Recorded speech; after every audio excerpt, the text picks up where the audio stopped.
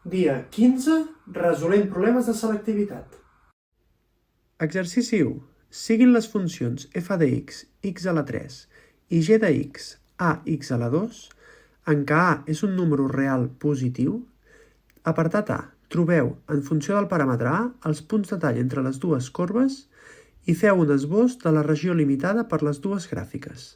Apartat B. Calculeu el valor d'A perquè l'àrea compresa entre f i g sigui 27 entre 4 unitats al quadrat. En aquest primer apartat ens demanen que calculem els punts de tall entre les dues funcions i que fem un esbós d'aquestes dues funcions. Per fer el punt de tall el que hem de fer és igualar les dues funcions.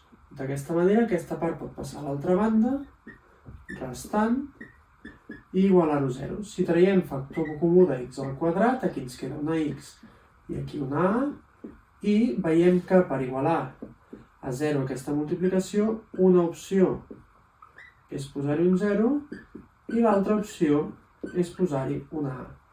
El punt de tall serà, per tant, 0, 0, perquè si col·loquem aquí el 0 de la x, la funció dona 0 en els dos casos, i l'altre punt de tall serà a i a la 3, perquè si col·loquem la x una a, dona a la 3. Anem, doncs, a dibuixar aquestes funcions.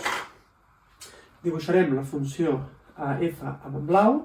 La funció f és una funció polinòmica de grau 3 que fa així i torna a pujar.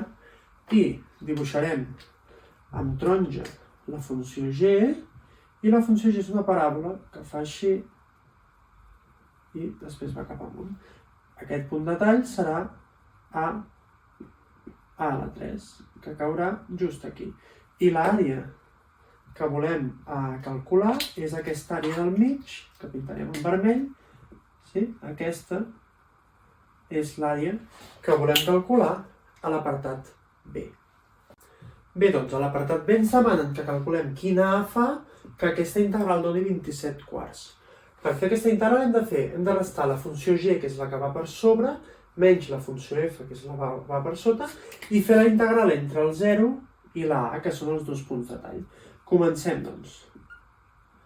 La funció les col·loquem aquí, a x quadrat menys x a la 3, d de x, i per tant, si això ho integrem serà a x a la 3 entre 3 menys x a la 4 entre 4.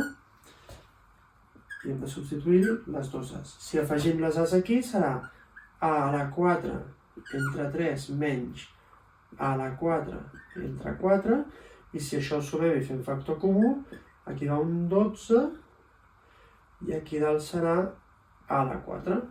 Si això ho igualem a 24 entre 4 i multipliquem amb creu i fem l'arrel quadrada, ens dona que a és 3. I per tant, quan la a és 3, aquesta àrea vermella val 27 entre 4 unitats al quadrat.